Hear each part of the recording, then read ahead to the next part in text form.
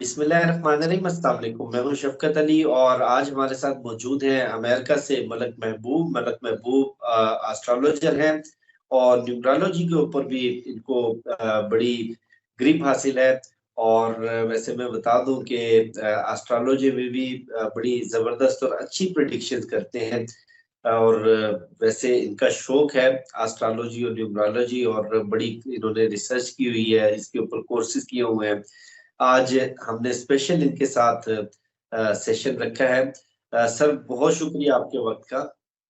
नहीं शफकत भाई, thank you, आपने इनवाइट किया। कैसे हैं आप? मैं बिल्कुल ठीक, आप बताएं, खैर खैरियत से? कैसा मौसम है अमेरिका में? अल्लाह का करम। गर्म है ऑफ कोर्स। दुनिया में हर जगह गर्मी शुरू हो गई है, तो यहाँ पे भी गर्म ही होगा। जबरदस्त। ये बताएं, गर्मी तो पाकिस्तान में भी बड़ी चल रही है, लेकिन सियासी गर्मी भी अपने रूप पर है। हमने तो अपनी लाइफ में कभी इस तरह की सियासी गर्मी नहीं देखी। क्या चल रहा है पाकिस्तान के जायचे में, क्या चल रहा है? सर, पाकिस्तान के जायचे में थोड़ी सी पॉलिटिकल अनरेस्ट चल रहा है। मतलब पॉलिटिकल, आप कह सकते हैं कि डिस्टरबेंस है। तो ये डिस्टरबेंस जो है अभी और भी ज़्यादा बढ़ती जाएगी जैसे जैसे टाइम आगे बढ़ता जाएगा। और ये जाके एक बहुत पीक पे पहुंच जाएगी अगस्त या सितंबर के टाइम पे। तो उस वक्त ऐसे हालात हो जाएंगे कि गवर्नमेंट का चलना या उसको चलाना बहुत ही मुश्किल लेवल पे पहुंच जाएगा। मतलब उसको बोलेंगे कि वो एक गले की हड्डी बन गई है, ना उगल सकते हैं ना निगल सकते हैं। ऐसे हालात हो जाएंगे। ये तो अभी ट्रेलर है, अभी तो पूरी पिक्चर बाकी है सर। अभी तो आप देखते हैं आगे आगे क्या होता है। पिक्चर बाकी है, और ये पिक्चर गवर्नमेंट के लिए आने वाले दिनों में टफ होने वाली है। ऑफ कोर्स, क्योंकि आप जैसे देखेंगे आजकल में ये जो चल रहा है जुडिशियल और उसके साथ इस्टेब्लिशमेंट का जो प्रॉब्लम शुरू हो गया एकदम से, तो ऑफ कोर्स ये हाई कोर्ट, सुप्रीम कोर्ट, ये डेफिनेटली बहुत टफ टाइम देने वाले हैं इनको, गवर्नमेंट को आने वाले टाइम में। तो इस्टेब्लिशमेंट के लिए बहुत मुश्किल हो जाएगा इसको सरवाइव करना। तो ऐसा है कि अभी तो ऐसा लगेगा कि कभी गोट इधर आ रही है, कभी उधर जा रही है, लेकिन एट द टाइम आप जैसे जैसे आगे आगे टाइम जाता जाएगा, ये आपको फील होगा कि गवर्नमेंट के लिए चलना बहुत मुश्किल हो रहा है। ऐसा है, क्योंकि आगे चल के जून के अंदर, जून के एंड में सैटर्न रेट्रोग्रेड हो रहा है। जब भी कोई प्लैनेट रेट्रोग्रेड होता है तो वो अपनी पावर जो है डबल कर देता है। जो डबल करने की पावर होती है उससे जो असरात होते हैं उस चीज़ के डबल हो जाते हैं। तो आपको बहुत ज़्यादा चीज़ें महसूस होंगी। और पाकिस्तान के जायचे में सैटर्न बहुत प्रोमिनेंट है। तो जब आप सैटर्न को देखेंगे तो सैटर्न डेफिनेटली इस साल का ईयर भी 8 ही है, अगर आप देखेंगे न्यूमरोलॉजी के वाइज। तो नंबर 8 का मतलब होता है जस्टिस, तो डेफिनेटली जस्टिस विल विन। तो कहीं पे भी हम्म, चले जाए, जस्टिस ने डेफिनेटली विन करना। हम्म, हम्म। अच्छा, ये जो पीटीआई और एस्टेब्लिशमेंट एक बार फिर आमने सामने आ गई है। कल डीजीआईएस की आने प्रेस कॉन्फ्रेंस भी कर दी थी, लंबी चौड़ी। इससे ये लग रहा है कि जैसे पीटीआई पर भी सख्ती आने वाली है और इनको दोबारा कुचलने की कोशिश की जाएगी। सर, सख्ती तो आप पे भी और मुझ पे भी आने वाली है। उसकी वजह ये है क्योंकि ये नंबर 8 है। तो हम्म, डेफिनेटली हर एक के ऊपर सख्ती आनी है। जिसने जैसे काम किए होंगे उसको वैसे रिजल्ट मिलेगा, ये बात तो फॉर हम्म, श्योर। लेकिन ये हम्म, है कि पीटीआई के जो हम लोगों को बज़ाहिर नज़र आता है, पीटीआई ने गवर्नमेंट में आके काफ़ी कोशिश की थी, मतलब मुल्क को एक सीधे रास्ते पे लाने की। तो मुझे ऐसा हम्म, नहीं लगता कि पीटीआई मजीद किसी और क्रंच में जाएगी। पीटीआई का हम्म, टाइम जो है अब डिफरेंट हो गया है। जो क्रंच का टाइम था वो ओवर हो गया। अब वो टाइम आ गया है जिसमें वो बाहर निकलेगी। लेकिन अगर आप पीटीआई को पूरा उभरता हुआ देखना चाहते हैं तो ये मुझे ऐसा लगता है एस्ट्रोलॉजिकल सितंबर अक्टूबर में जाके जो है खान साहब एक पोजीशन में आएंगे जिसमें लगेगा कि हाँ, खान साहब इज बैक नाउ। ऐसा है। तूफान साहब पे करते हैं बात। जरा ये जो मौजूदा हुकूमत है, हम्म। इसके बारे में थोड़ा सा हमारे नाजरीन को आगाह कीजिए कि इसके लिए किस तरह की मुश्किलात आने वाले दौर में आप देख रहे हैं। सर, ऐसा है, मुश्किलात तो नहीं काउंट कर सकते, लेकिन ये कोई एक पर्टिकुलर गवर्नमेंट नहीं है, लाइक पीटीआई एक ग्रुप नहीं है। ये हम्म, पांच छह मतलब डिफरेंट डिफरेंट गवर्नमेंट मिलके एक जमात बन गई है और उन्होंने मिक्स गवर्नमेंट बना दी है। तो हम्म, डेफिनेटली अगर आप किसी भी बॉल को हिट करेंगे तो वो दूसरे टावर को हिट करेगा। तो ये किसी भी एक की कोई गलती जो है पूरे टावर को गिरा देगी, पूरी गवर्नमेंट को गिरा देगी। और डेफिनेटली गवर्नमेंट सरवाइव करने के लिए यही होता है कि उनका कोई भी ताश का पत्ता गिरना नहीं चाहिए। अगर ये ताश का पत्ता एक भी गिरेगा वो सबको गिराएगा।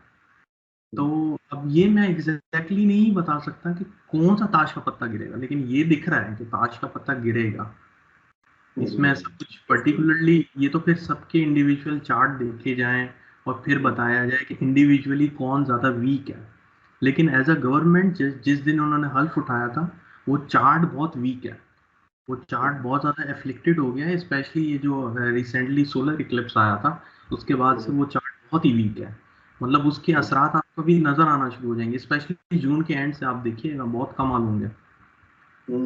स्पेशली अगर आप आगे चलते हैं तो गवर्नमेंट में मतलब एक दूसरे के ऊपर इल्जामात लगना शुरू हो जाएंगे, और वो आप जानते हैं फिर पॉलिटिक्स कैसे चलती है। अच्छा देखिए, 8 फरवरी का इलेक्शन वो तो मेजोरिटी का फैसला था, और इसमें कोई शक नहीं है कि 2/3 लोगों ने पीटीआई की फेवर में फैसला दिया। ऐसा जी। कोई सिनारियो देख रहे हैं कि ये जो रिजल्ट्स चेंज किए गए थे ये हम्म। बाय जुडिशरी दोबारा रिवर्स होना शुरू हो जाएंगे? सर रिवर्स तो नहीं होंगे, लेकिन इतना मुझे पता है कि आगे चल के इनके पोल खुल जाएंगे। रिवर्स तो नहीं होंगे, ये पोल खुलेंगे कि कहाँ धांधली हुई है, कहाँ पे मिस जज हुआ है, कहाँ पे मतलब वोट को सही से वैल्यू नहीं दी गई, कहाँ पे वोट एक्सचेंज हुआ है, ये सब चीज़ सामने आना शुरू होगी। लेकिन ये रिवर्स रिवर्स मतलब ये रिवर्स से मुराद कि आप वापस वोटिंग की बात कर रहे हैं, तो ऐसा तो वोटिंग नहीं नजर आती मुझे कि ये वापस वोटिंग होगी, लेकिन रिकाउंटिंग हो सकती है। वोटिंग नहीं।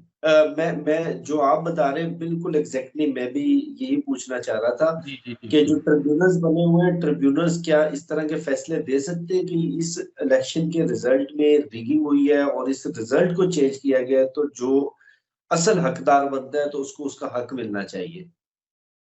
सर मैं ये नहीं कह सकता कि इस तरह की सिचुएशन होगी, लेकिन सिचुएशन ऐसी होगी कि इस्टेब्लिशमेंट खुद क्विट करने के उसमें आएगी।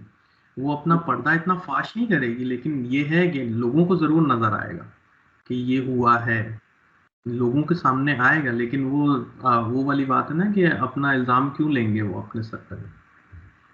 तो वो इस तरह से होगा, लेकिन अगर आप कहेंगे कि वो खुले आम बिल्कुल जजमेंट हो, जजमेंट ओपनली नहीं होगी, ओपनली जजमेंट नहीं होगी, लेकिन आवाम को जरूर समझ में आएगा और नजर भी आएगा। अच्छा, सियासी हालात के अलावा ओवरऑल पाकिस्तान के हालात किस तरफ जाते हुए नजर आ रहे हैं आपको? सर पाकिस्तान के हालात थोड़े से डिस्टर्ब होंगे जून जुलाई में, स्पेशली कुदरती आफात का बहुत ज़्यादा खर्चा है, स्पेशली फ्लड्स, हैवी रेन्स, और मानसून के तो जो वो स्पेल चलेगा वो कुछ ज़्यादा ही लंबा जाएगा इस दफ़ा। जहाँ पे बारिश नहीं होती थी वहाँ बहुत ज़्यादा बारिशें होंगी, मतलब अनरियलिस्टिक थिंग होंगी। और हो सकता है कहीं जल्जलों के झटके भी आने का चांसेस हैं जुलाई अगस्त में, स्पेशली ऐसे टाइमिंग में होता है ऐसे लैंडस्लाइडिंग। ये तो नॉर्मल सी बात है, इसमें तो कुछ नहीं है। लेकिन जो जल्जले के झटके हैं वो आपको फील होंगे जून के बाद, जो है ना, काफ़ी जल्जले के झटके आ रहे हैं मुल्क के काफ़ी इलाकों में, स्पेशली नॉर्दर्न एरिया साइड पे। अच्छा, जो बारिशें और मानसून की सूरत हाल देख रहे हैं ये बहुत बड़े पैमाने पर होगी, या जिस तरह पाकिस्तान में चलता रहता है सिलसिला उसी तरह का होगा? नहीं, यही मैं आपसे बोल रहा था कि जो बारिशें होंगी वो एक हद से ज़्यादा होंगी। और आप ये भी देखेंगे कि ये जो अभी 2 महीने में गर्मी पड़ेगी ना, ये भी सारे रिकॉर्ड आउट करेगी। मतलब जितने भी पुराने रिकॉर्ड बने हुए वो ब्रेक होंगे डेफिनेटली। इतनी गर्मी पड़ेगी कि आपने सोचा होगा कि मैंने शायद ज़िंदगी में नहीं देखी, क्योंकि ये अभी सन की मूवमेंट, सोलर इक्लिप्स, ये सब चीज़ें एक साथ बैक टू बैक आ रही हैं।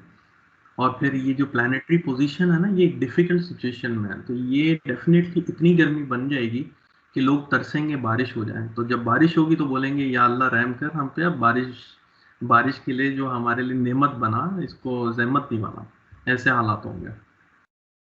तो बारिशें तो अच्छा बहुत ज्यादा। जी, ये जुडिशरी बामुकाबला एस्टेब्लिशमेंट जो लड़ाई चल रही है इसमें आप किसको देख रहे हैं, किसका पलड़ा भारी होगा? Judiciary, definitely. उसकी रीजन?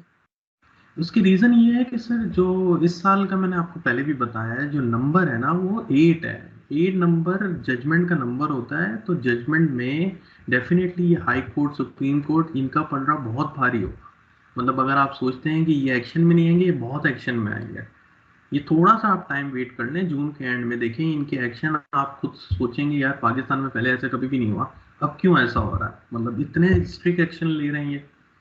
तो ये आपको बहुत नजर आएगा, प्रोमिनेंट नजर आएगा कि पाकिस्तान में जो जजेस हैं और जो जैसे